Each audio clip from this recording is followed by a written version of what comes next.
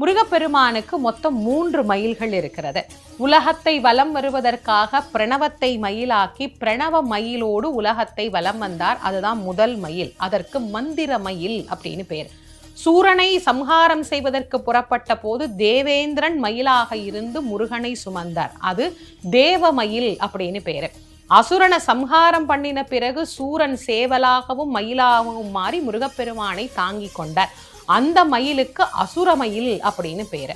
ஆக 3 மயில்ல ஏறி வரக்கூடியவர் முருகன். இது எல்லாத்துக்கும் மேல நம்முடைய மனதை முருகன் ஏறுவதற்கு தகுதியான மயிலாக நாம் மாற்றிக்கொண்டால் நம் மனத்தின் மீதும் அவன் எழுந்தருளி நமக்கு அருள் புரிவார். அதனால்தான் அருணகிரிநாதர் சொன்னார், ஏறுவதற்கு தகுதியுடைய மயிலாக என்னுடைய மனத்தை நீ மாற்றித் தருக, அதில் நீ விளையாடி அருளுக அப்படின்னு முருகப்பெருமான் கிட்ட விண்ணப்பம் செய்கிறார்.